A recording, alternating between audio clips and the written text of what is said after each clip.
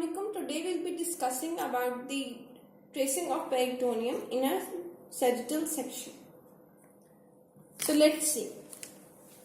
Before starting this, you should be clear about the sagittal section and our angle of viewing.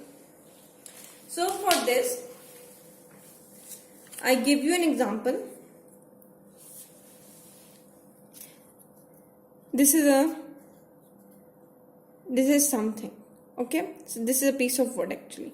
Okay, for the sake of understanding, this is the front of the body.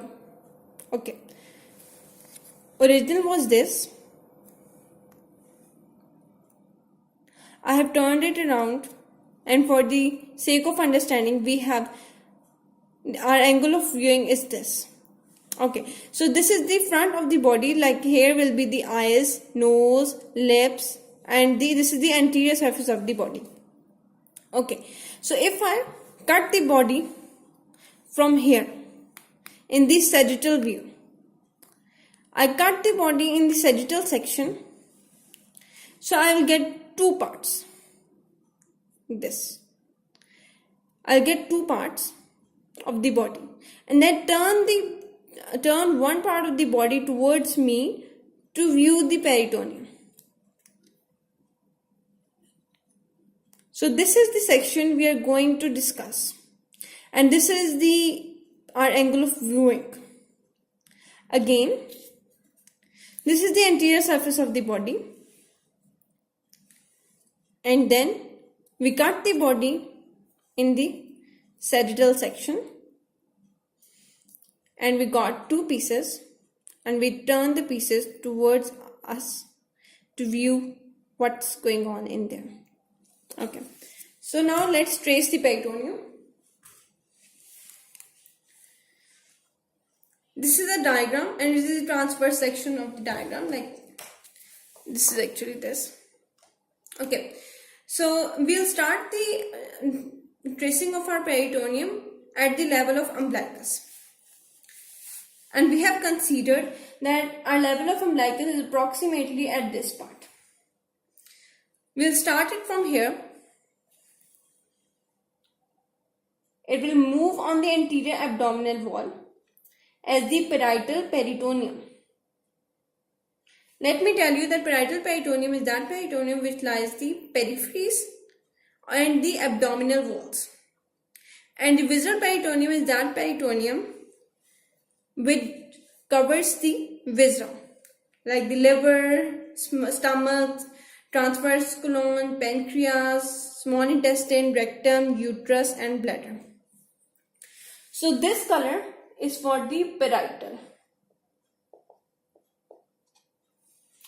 So it is going upward on the anterior abdominal wall as the parietal peritoneum, and it reaches the diaphragm. As it reaches the diaphragm, it is reflected from there and continues as visceral peritoneum. This color is for visceral. So it will move back on the diaphragmatic surface of the liver, and it will enclose the liver, move on the visceral surface of the liver. Then it will reflect back, move on the lesser omentum of the lesser curvature of the stomach and forms the lesser omentum, and then it moves on the greater curvature of the stomach and closes the stomach and forms the greater omentum.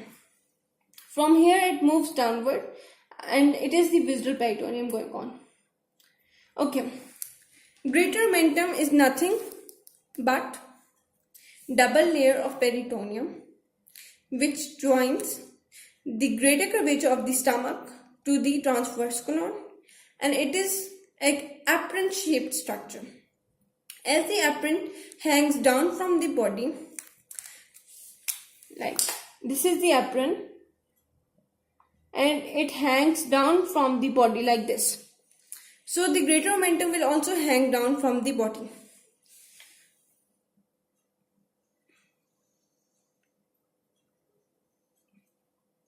Then it will enclose the transverse colon. Then it will move upward.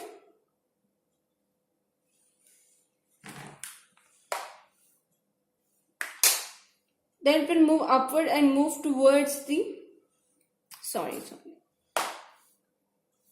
over here, from here it will reflect back and enclose the pancreas.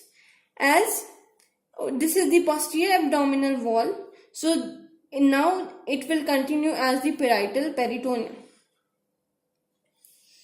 Okay. Next, from here it continues as the parietal peritoneum toward the small intestine to form the mesentery of the small intestine.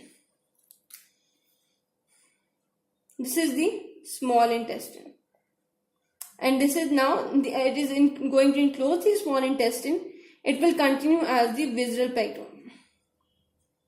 It will enclose the small intestine and moves. Again, as the posterior abdominal wall has reached, it will continue as the visceral peritoneum.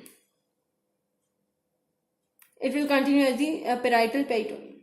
Then it will move downward on the posterior abdominal wall, and it is going to enclose the rectum, and it will continue as the visceral peritoneum. So this is the uterus. It dips down, covers the uterus, then again it dips down and moves above the urinary bladder. Then, as the anterior abdominal wall has reached, so it will continue as the parietal peritoneum and coincide to the point where we have started.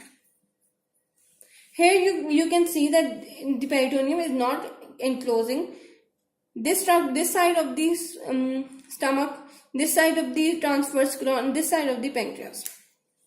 So we will draw that as well.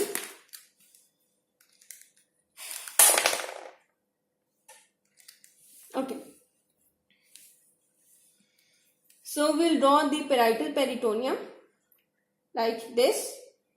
It will move downward as visceral peritoneum and covers the greater omentum of the stomach, moves downward,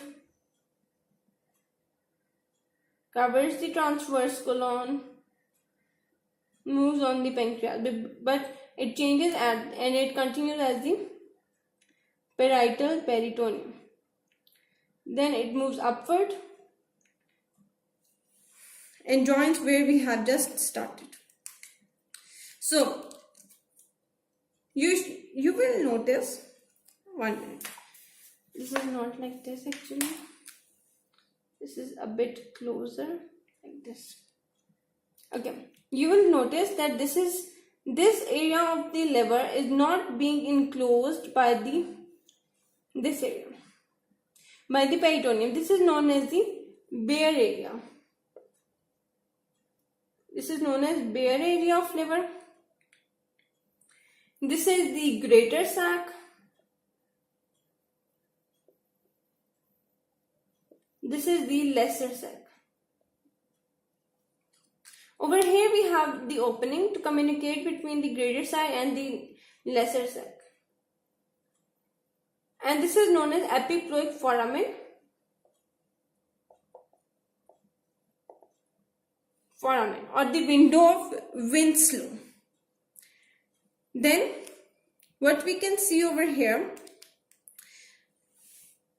epiploic foramen is the only natural communication between the greater sac and the lesser sac. If we have to, if we want to communicate other than the epiploic foramen, we have to cut the gastrocolic omentum. So this is the gastrocolic omentum which connects the stomach to the transverse colon.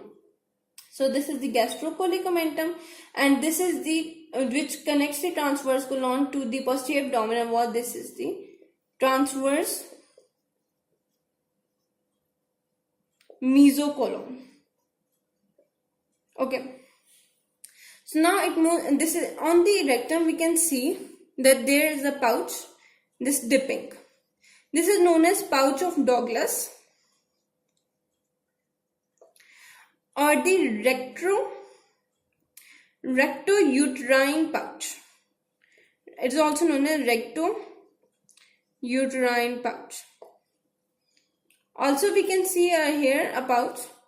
This is known as utero-vesical pouch. This is a female subject, so in here we have a uterus and the urinary bladder. This one is the urinary bladder, this is the uterus, and this is the rectum. So we have the utero-vesical pouch in females, but in males we do not have the utero-vesical pouch, as there is no uterus. In that we have directly the recto-vesical pouch. So this was something about the transverse section, the sagittal section. Hope you understand well. Thank you.